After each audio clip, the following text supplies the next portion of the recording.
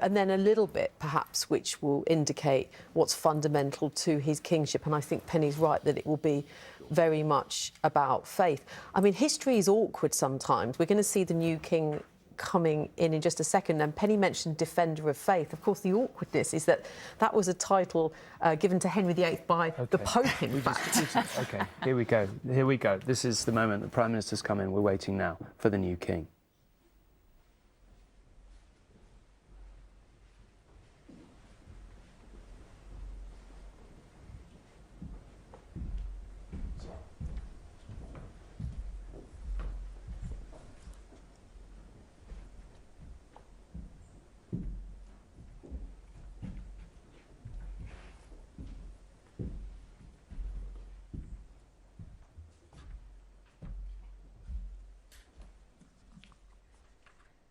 Business for part 2 of the Council. Your Majesty, to make your declaration.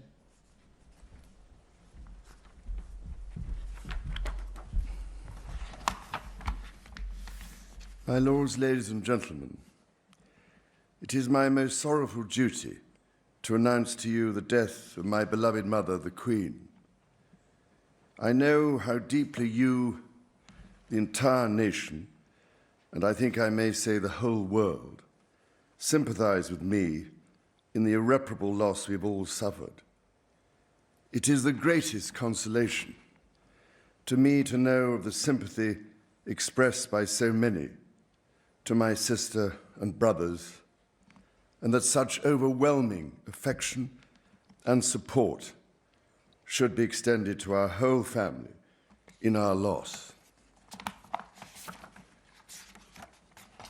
To all of us as a family, as to this kingdom and the wider family of nations of which it is a part, my mother gave an example of lifelong love and of selfless service. My mother's reign was unequaled in its duration, its dedication and its devotion. Even as we grieve, we give thanks for this most faithful life. I am deeply aware of this great inheritance and of the duties and heavy responsibilities of sovereignty which have now passed to me. In taking up these responsibilities, I shall strive to follow the inspiring example I have been set in upholding constitutional government and to seek the peace, harmony and prosperity of the peoples of these islands and of the Commonwealth realms and territories throughout the world.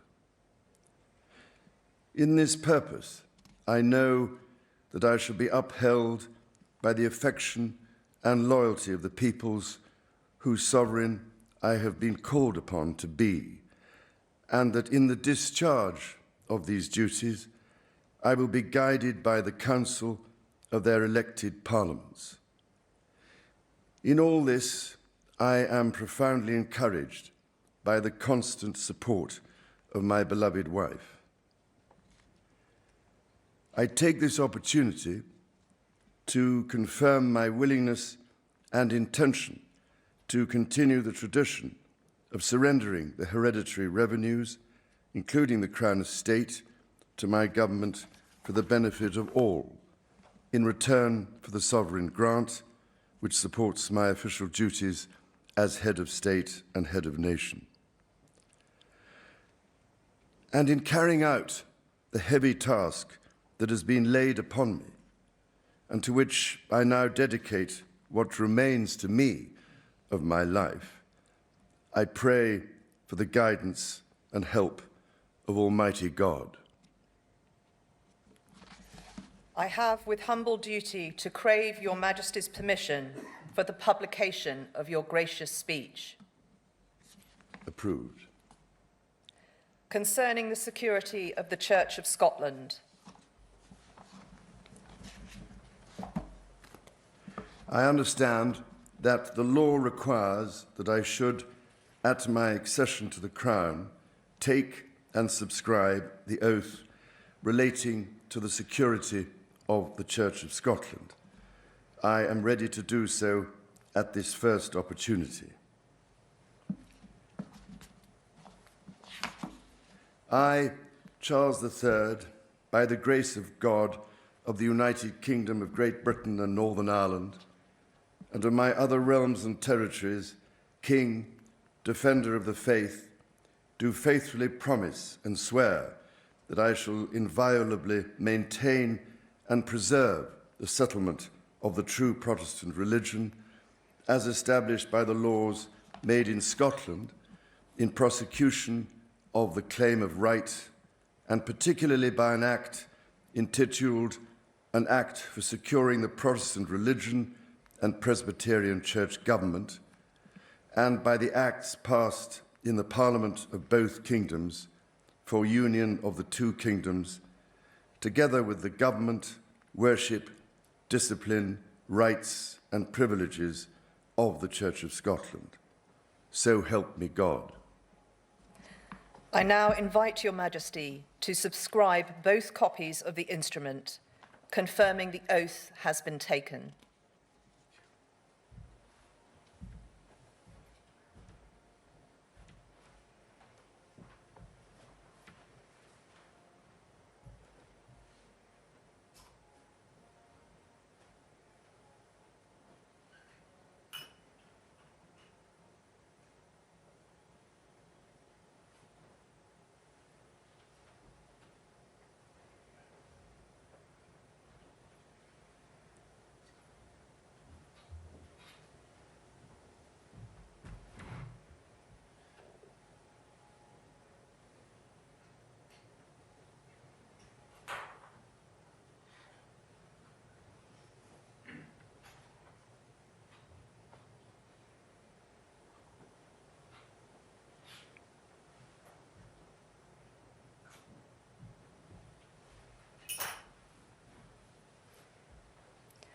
I now invite the witnesses to His Majesty's oath to sign both copies of the instrument.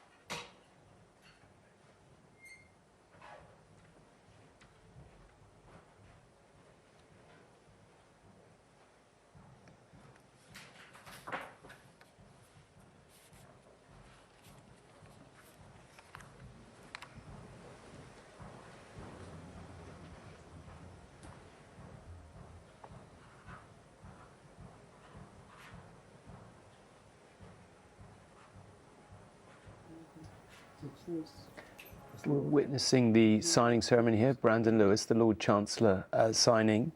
We've just seen the Queen Consort and the new Prince of Wales signing. Penny and I both noting in the studio here that William was left-handed, which, I mean, small trivial moments of, did you know you wrote a book about him, Penny? Did you know he was left-handed? I wrote it. I might have done. Yeah.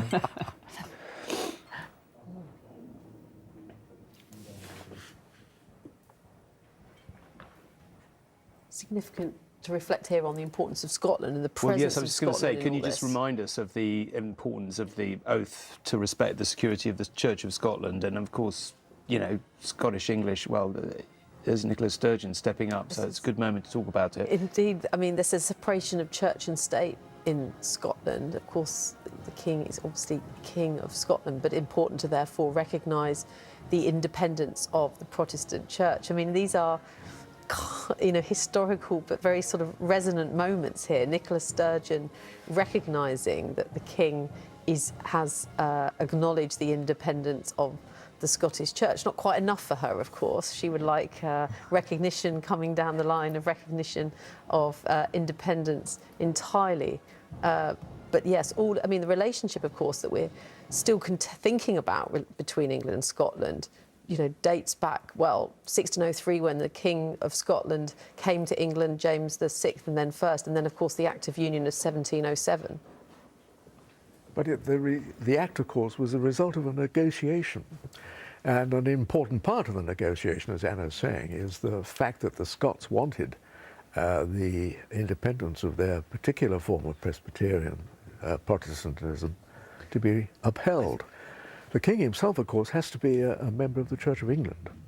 Still, even to this day, rather a controversial negotiation, one might say. But anyway. Indeed. Yes. And a very hard-fought one. It's a very interesting way of doing it. Okay. Here we go Draft again. of an order in council authorising Your Majesty's declaration to be made public. Approved.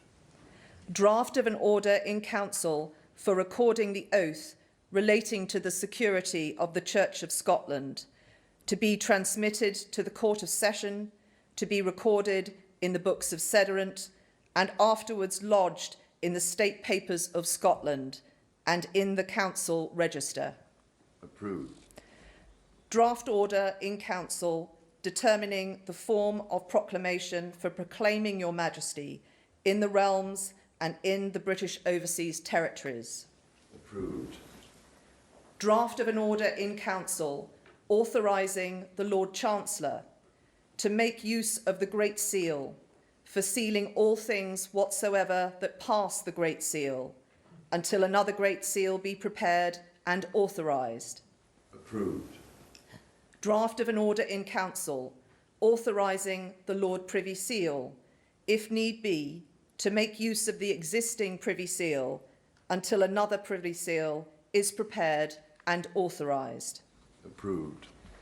Drafts of 3 orders in council authorising Your Majesty's principal Secretaries of State, the Lord Chancellor of the Exchequer and the Chancellor of the Duchy of Lancaster, to use the existing seals until other seals be prepared and authorised.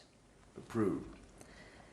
Draft of an order in council authorising Your Majesty's Secretary of State for Northern Ireland to make use of the existing Great Seal of Northern Ireland until another seal be prepared and authorised. Approved. Draft of an order in council authorising Your Majesty's First Minister of Scotland to make use of the Great Seal of Scotland until another Great Seal of Scotland be prepared and authorised. Approved. Draft of an order in council authorising Your Majesty's First Minister of Wales to make use of the existing Welsh seal until another Welsh seal be prepared and authorised. Approved. Draft of an order in council authorising the public seals authorising the respective public seals lately in use elsewhere than in the United Kingdom to be made use of until new seals be prepared and their use duly authorised. Approved.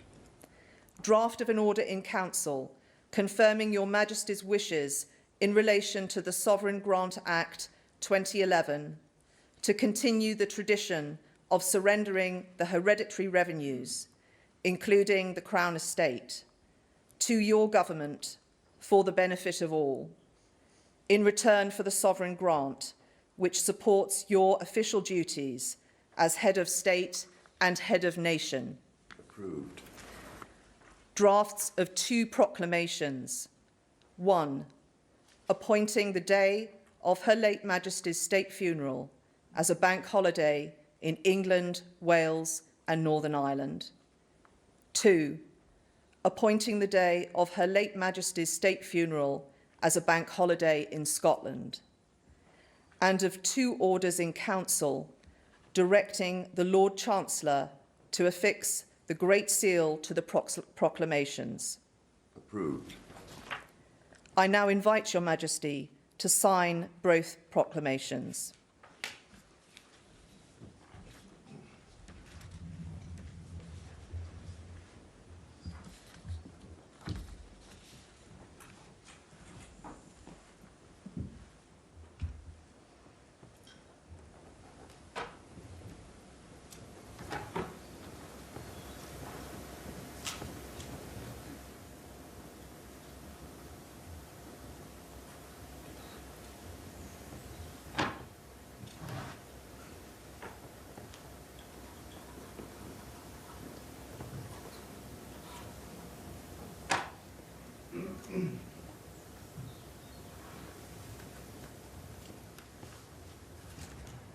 And that, Your Majesty, concludes today's business for the Council.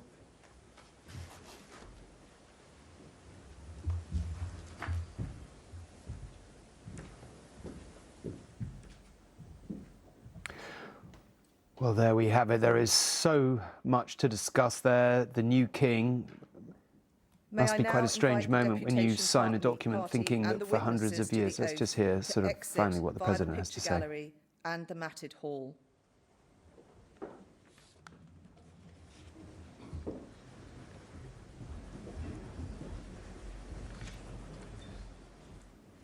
Okay, that was just asking people to leave. So, yes, I was just saying, you know, signing a document as king, knowing that for hundreds of years people will be pulling this document out, and looking at your signature, you had the new Prince of Wales, Prince William, with the first-hand Privy view. Councillors present An heir doesn't to always exit get via that the as picture to gallery what all and the this is matted about. hall, and invite you to sign the proclamation, which is laid out in the lower corridor. Thank you all for attending today. Penny Mordaunt, Leader of the House of Commons, fulfilling her duties now